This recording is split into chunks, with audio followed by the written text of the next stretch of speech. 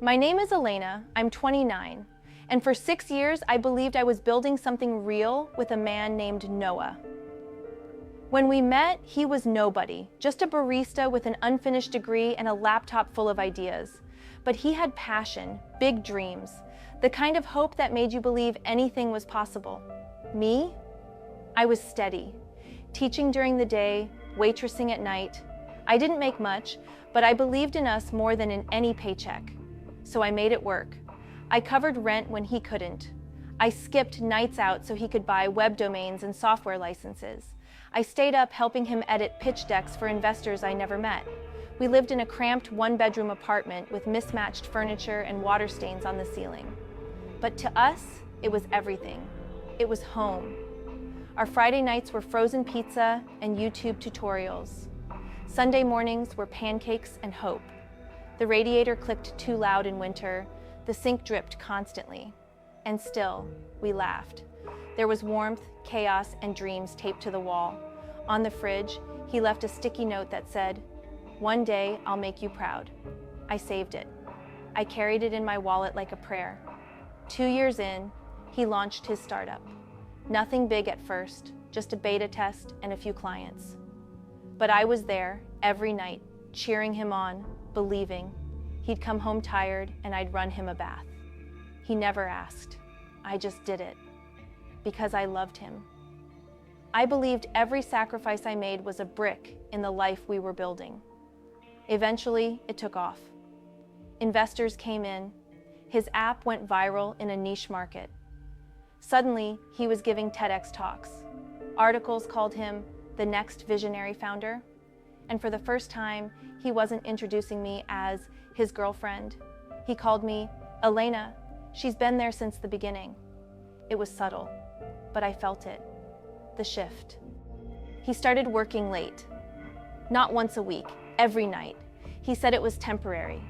That launches were brutal. But even when the product stabilized, he didn't come home earlier.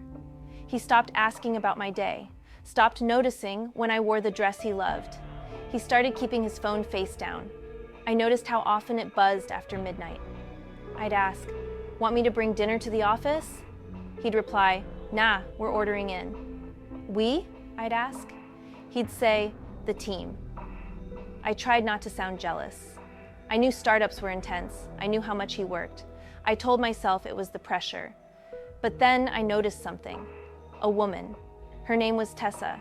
She showed up in his photos, at launches, in team stories, always near him, too near. Leaning in, her hand always somewhere on his shoulder, her laugh always timed with his. When I asked about her, he smiled. Marketing director, brilliant mind. He'd never talked about my job that way, never once. One night, he said he was flying to Berlin for a conference. I offered to drop him at the airport. He said he'd already called a car. "Why not let me come?" I asked. He looked up from his phone. "Elena, it's not a vacation. It's business. Long days, late nights, you'd be bored." I tried to smile. "I don't mind being bored next to you." He didn't respond. Just kissed my forehead and walked out. He came home 4 days later. Didn't bring a souvenir, didn't even mention the trip. He tossed his bag in the corner and said he was exhausted, but I found a receipt from a rooftop bar, dated the same night, 2 cocktails. Berlin wasn't even on the menu, so I waited. For confirmation, for clarity, for courage. Then it came. His office threw a private launch event. He said it was press only. I believed him. Until I saw the photos online. There she was. Tessa. Wearing his jacket, standing beside him like she belonged. My stomach sank. That night, when he walked in, I sat him down. I saw the photos. He looked away. I saw her. "Elena, don't do this." "Don't what?" "Ask why the man I built a life with is smiling with someone else while I watch from a live stream?" He rubbed his temples. "It's complicated." "No, it's not. It's betrayal, and you don't even have the courage to say it." He said nothing. Then I found it. A letter in his drawer, folded in half, her handwriting. "Last night meant everything to me, but I can't keep sneaking around. I want more. I stared at those words until they blurred. My heart thudded so hard I couldn't hear. He came home that night like nothing was wrong, kissed my cheek, asked if we had milk. I handed him the letter. He froze, didn't speak, didn't lie, just stared. I whispered, "Was I ever enough?" Still nothing. So I packed my clothes, my books, that sticky note from the fridge, my grandmother's earrings, the mug I always used for tea, everything that made me feel like me. He watched, silent. I stopped at the door, turned back. "You built an empire? Congrats. But the woman who built you, you erased her." He blinked.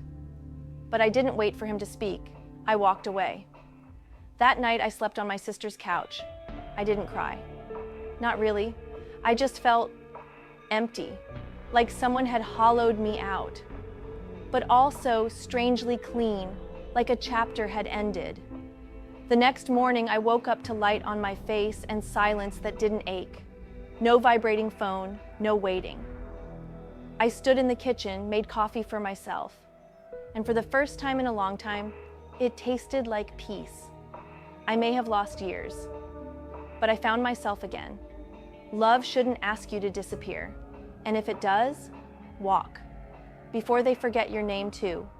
And to every woman who gave everything to someone who left, just know you were never the problem. You were the foundation they never deserved.